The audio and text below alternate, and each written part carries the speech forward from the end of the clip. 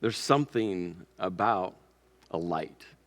I mean, this oil lamp sits on the corner of my desk at home. It's one of my favorite lamps that I have. And early in the morning, before the sun decides to peek over the horizon, I will sit at my desk and I'll turn on my computer and I will light this lamp. And well, there's just something about the glow of the flame. There's something mesmerizing as you watch the flame kind of dance around.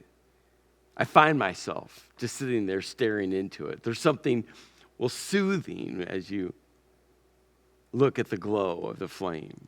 Something that just kind of whispers, hey, just everything in the world is going to be all right. There's something reassuring.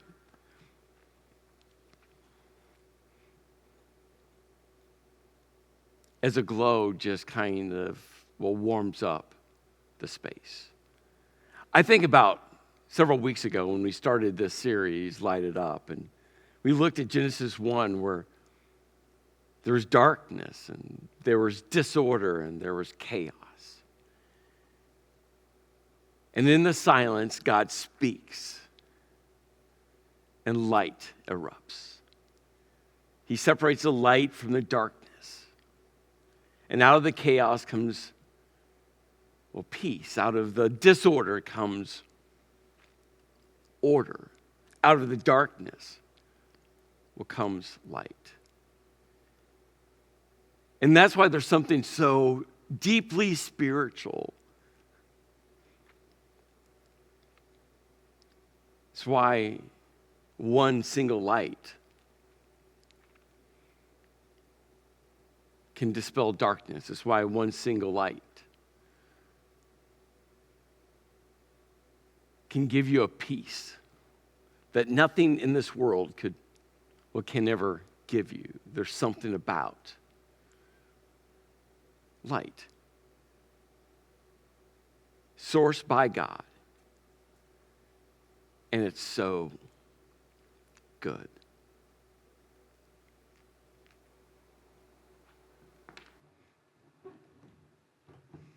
A single light, one single light, a candlelight, an oil lamp light, a flashlight, a light bulb, one single light has the power to dispel darkness. I mean, one light. Darkness can be everywhere. Darkness can consume a space. And you light one light, you turn one light on. It's amazing how quickly darkness just evaporates. And one single light has a power to reveal what is hidden. Something that's hidden in the shadows quickly. Well, you can see when you shine that one light into the shadows. And one single light has a power to bring a sense of peace. And you see, where we started this journey, we started in Genesis chapter 1, where darkness was hovering over the deep. The Spirit, the wind of God was over the waters. The world, the universe was in chaos. The world, the universe was in disorder. Darkness was everywhere. And then God breaks the silence and He speaks light into existence. Because He is the source of light. And that light is good. It's good. It was desirable. It was beautiful. It was life-giving. It was morally good.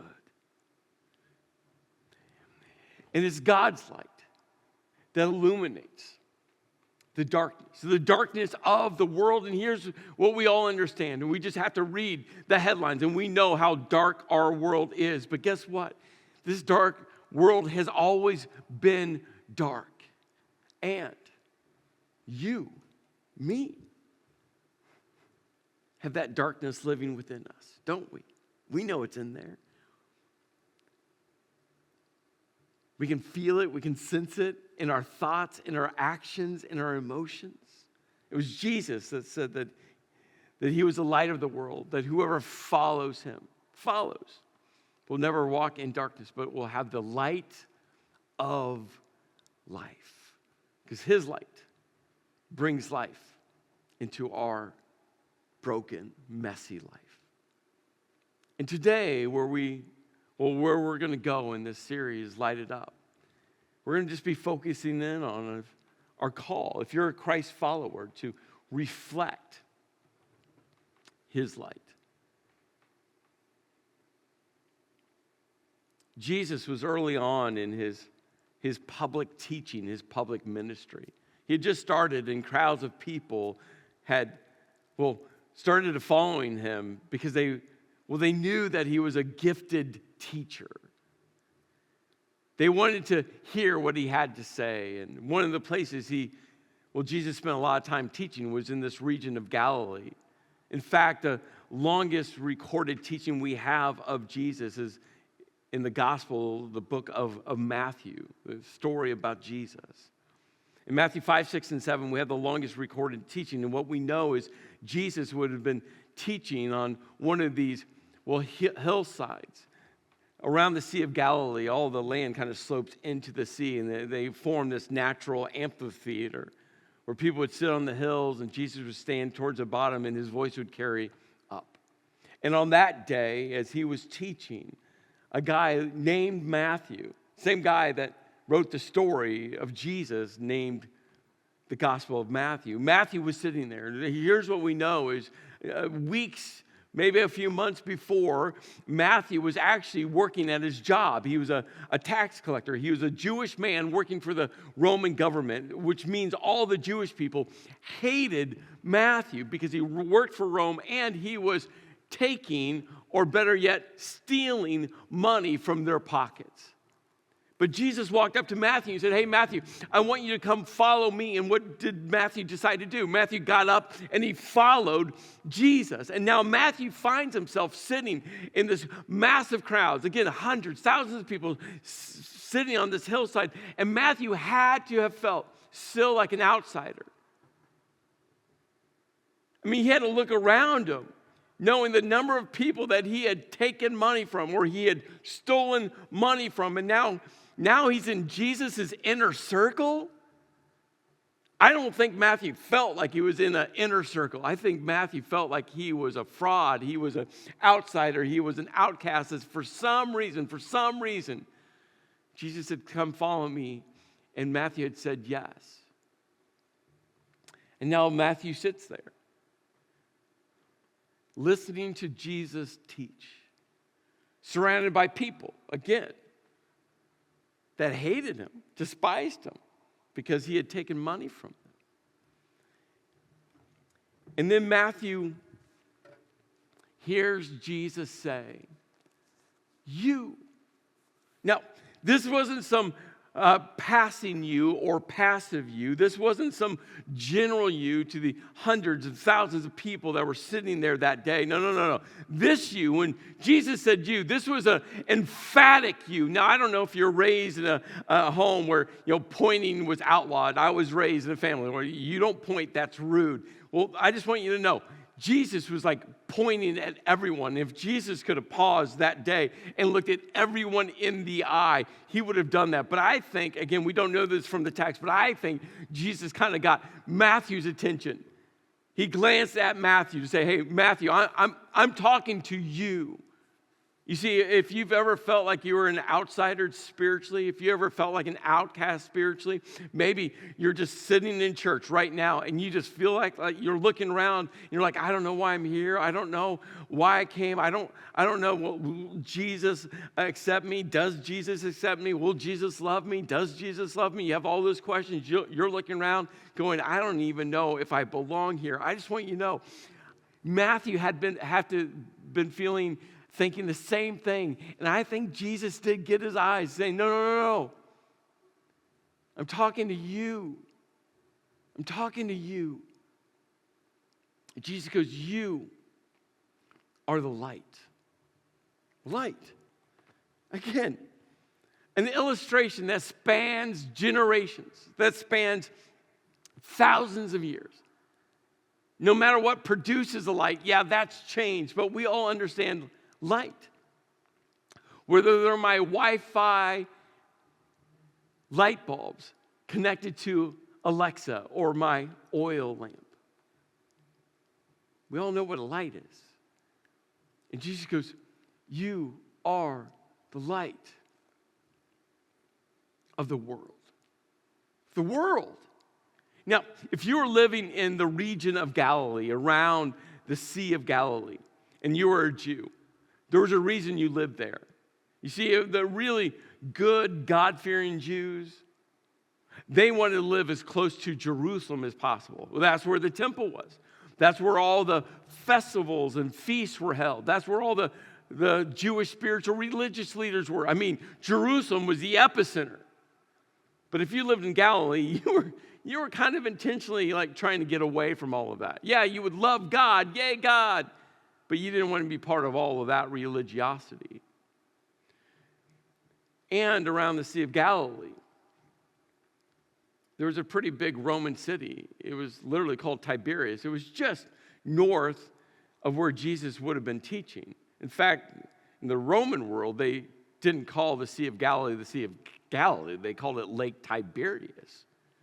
And I think for Matthew, I think for the thousands of people sitting there that day, when Jesus said you were a light of the world, they were kind of thinking Galilee. They were even kind of thinking just Israel, unless you were a Roman citizen and then the world was Rome. But if you were a Jewish person, your world was just kind of in that narrow strip of land. And I think Jesus just kind of smiled a little bit. He was like, oh, you have no idea that there's more continents still part of this world that you'll never know of. But one day, people will discover it.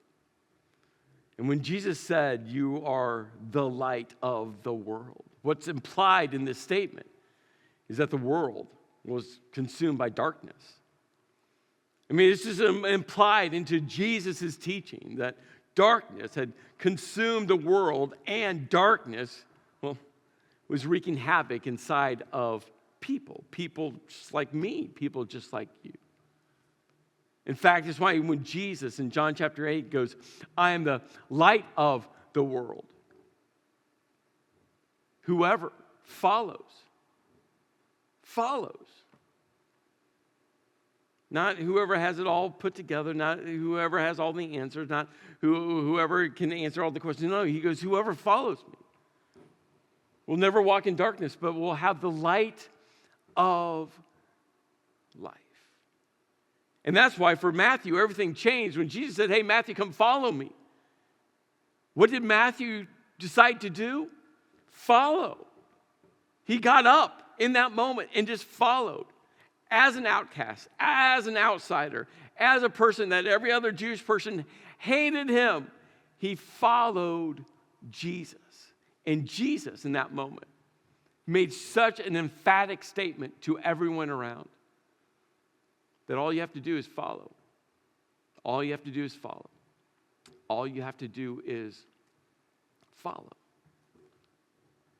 And then Jesus goes on in this illustration, and he goes, a town built on a hill. Well, here's the thing. We all understand a town, a borough, a city, a township. We all understand a hill. We get that. In fact, what I love is when I'm driving on I-80 West towards Du Bois, I love being able to just look over to the right and you can see Tri-County Church Du Bois up on the hill. On the darkest of nights, you could see the glow from the church building. And Jesus goes, a city, a town, a borough, a township, a county, a town built on a hill cannot easily be hidden. Neither do people light a lamp and put it under a bowl. I was thinking about that line. It would be like Like us wrapping Christmas lights around a Christmas tree, and after doing that painstakingly difficult, frustrating process, trying to wrap all those lights around a Christmas tree, all of a sudden you get done, and then you grab a pair of scissors, and you just cut the plug off the strand of lights. Ridiculous? Yeah, it'd be like me lighting my oil lamp on my desk and getting it lit and putting the glass top on it and going, oh, that looks amazing, and then picking it up and walking it over to my closet, setting it in my closet and shutting the door. Ridiculous? Yes. And this is the point that Jesus is getting to. He was like, neither do people light a lamp and put it under a bowl. Why? Because that's just ridiculous. Why would you light a lamp and then hide the light? He said instead they put it on a stand, and it gives light to everyone in the house. You see, that something happens the longer you are a Christ follower. And I don't know how long you've been a Christ follower, but here's a tendency across all Christ followers. This happens to me. I fight this all the time, and I know this happens within you as well. The longer you are a Christ follower, there's something within us that wants to just hunker down. When someone first accepts Jesus, when someone first follows Jesus, right? There's this excitement where they just want to tell everyone, they're like, hey, you need to experience the love and the joy and the peace and the hope that I'm experiencing now, right? This newfound life. It's like, yes, but the longer you are a Christ follower, the more you want to hunker down. It's true. The longer you are a Christ follower, the more you want to just kind of go inside, protect yourself. You look at the darkness in the world and you're like, I want to do my own thing, and I want to worship God, and I want to follow Jesus, but I don't want to deal with the darkness of the world. I want to stay safe in my little house with my lamp. And Jesus is like, no. Don't hide it. Don't tuck it away. Radiate my light. That's what Jesus is saying. Hey, parents, I get you want to protect your kids. I fully understand that. And we're living in dark times. I understand that. My encouragement for you is this. Yeah, be wise, protect them, and teach them how to live reflecting Jesus' light in a dark world. You can do both. Hey, Christ followers, have you just hunkered down trying to wait out the darkness of the world? No, don't. Jesus is like, please don't do that. Don't hide the light. Reflect it. Allow it to radiate outside of you. And then Jesus goes, in the same way, let your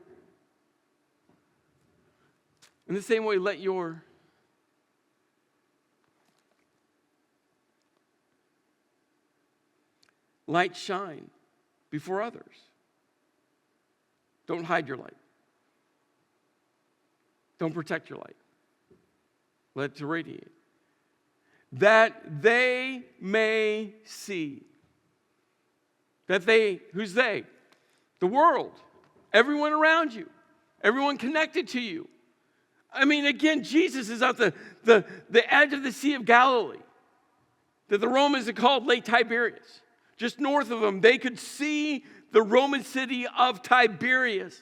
He's like, so that everyone sitting here, yes, Matthew, you're included to radiate my light. That those who don't know me, Jesus is saying, that they may see your.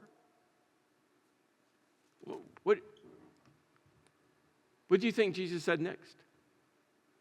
For the world to experience Jesus' light being reflected through us human beings. What do you think Jesus said next? So that they would see what?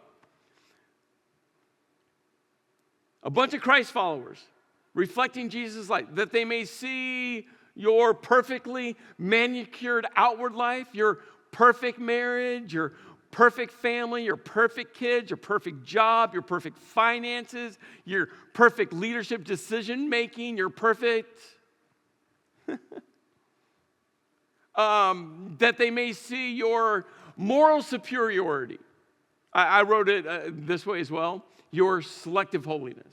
Again, hey, Christ followers, this is true for you and for me. The longer you're a Christ follower, the more you will have the tendency to highlight everyone else's sin and start to perfect hiding your sin. And I just want to surface that. Because all sin separates. All sin creates a mess. All sin has consequences. Whether people can see it on the outside or we've just really perfected hiding it on the inside.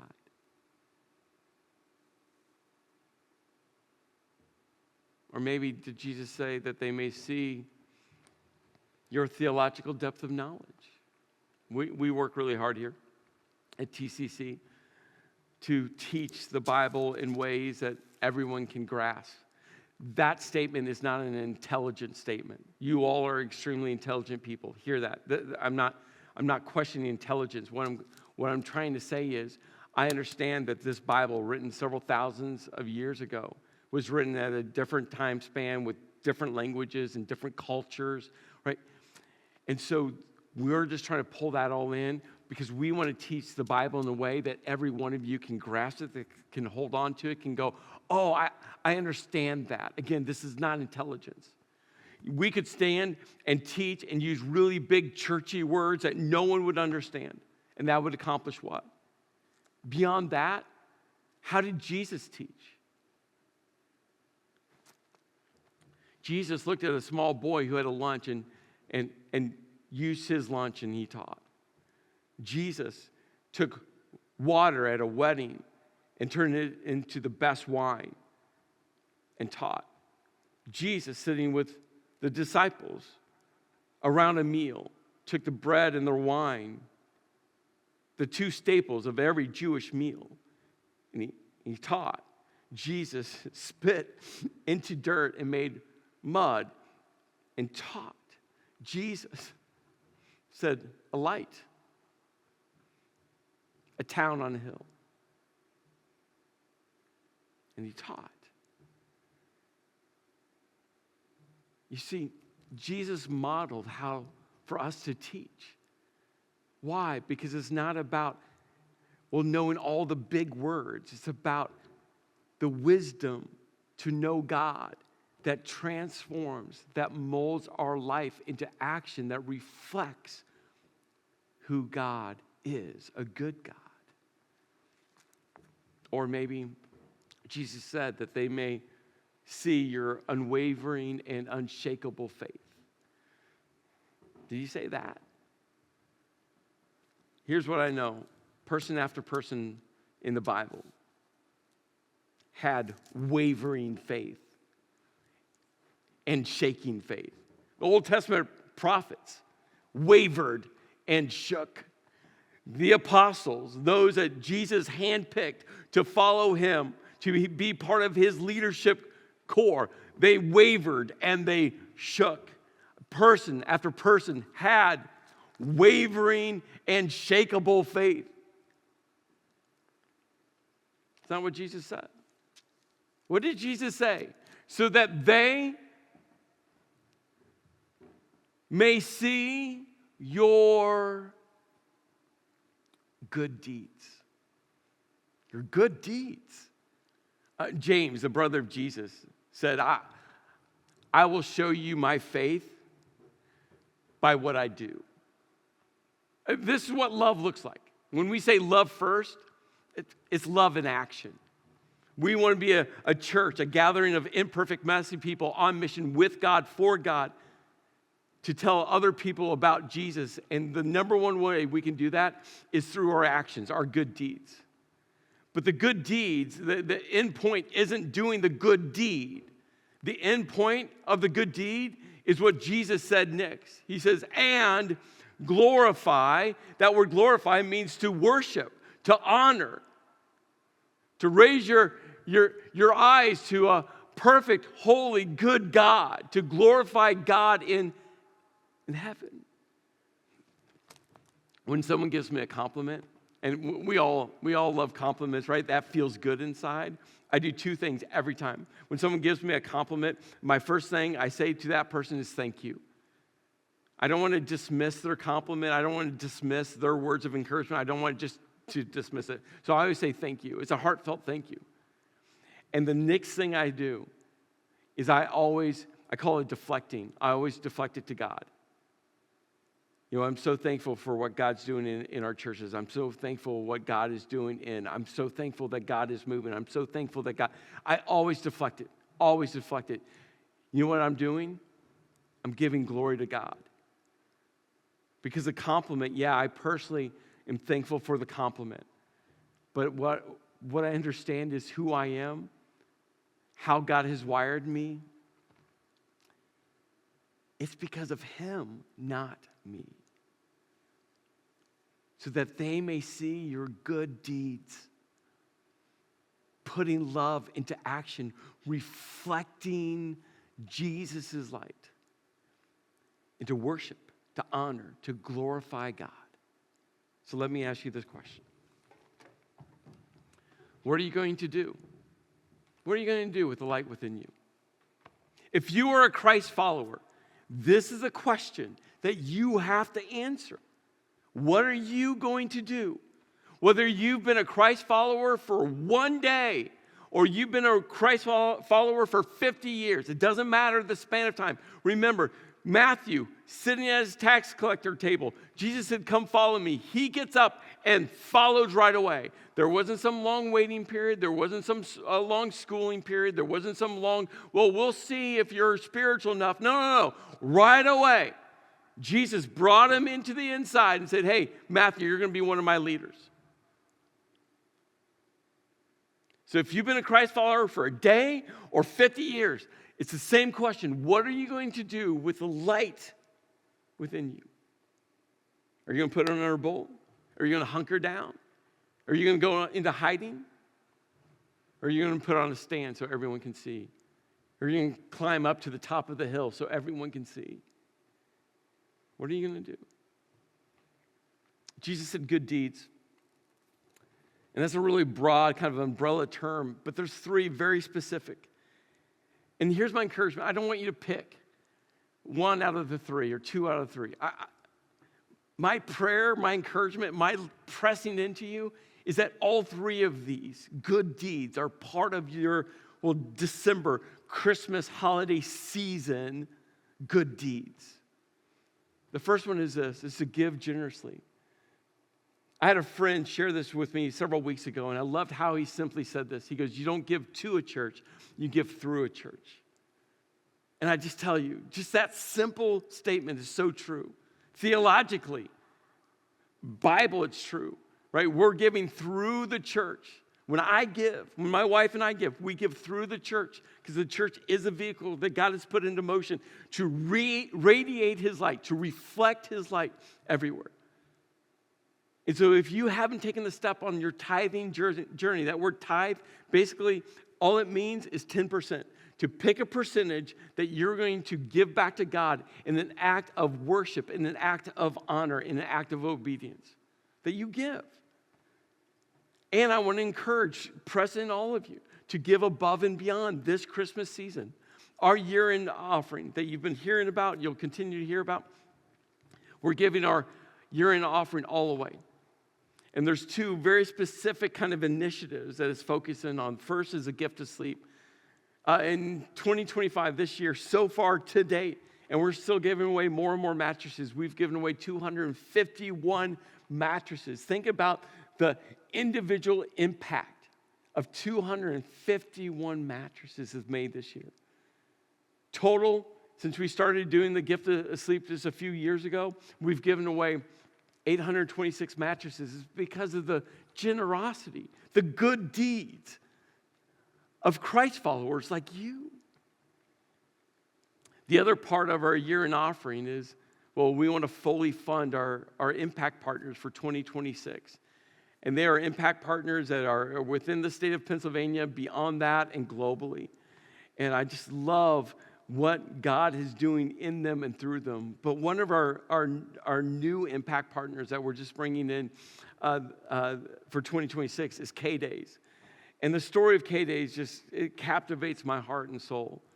It was a husband and wife, and Kay was going through a very lengthy cancer medical battle. And on one of their trips to the hospital, their parking was paid for. It's what love looks like. It's what good deeds look like. And in their drive on the way home, they had a conversation going, that'd be really cool to be able to do that one day. Well, when Kay passed away and went to be with the Heavenly Father, Robin, her husband, said, I can do something about it. And so he started K-Days. And just raising money to pay for parking for people who are showing up to the hospital to get care, to get help for their battle with cancer. Why? Because no one fights alone. You see, we have an incredible impact partners that through your generosity, we're able to gift, to encourage, to support. Remember, you don't give to a church, you give through a church. The second one is to invite passionately. Christmas is coming. We have invites everywhere. And I just want to encourage you to invite. Do you realize that 80% of people who were asked would say yes to come to church with you? They just need to be asked. 80% of all people would say yes if they're just asked. Keep inviting. Text people. Give them a card.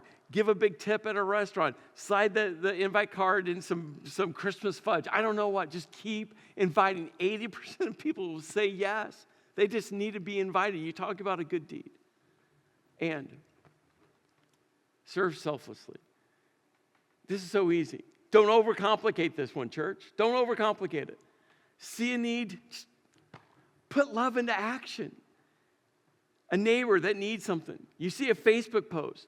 Maybe you can't help everyone out there on Facebook or in your entire community, but you can help a person. You can help a family. You can serve someone. See a need. Just meet the need. Put love into action. Let's reflect Jesus' light through our good deeds, and in doing so, worshiping, honoring, glorifying God. Let's pray. Lord, I just ask that we'll do that. That we won't keep the light in us to ourselves. That we'll do everything we can to radiate, to reflect that light out to all people. In your name I pray. Amen.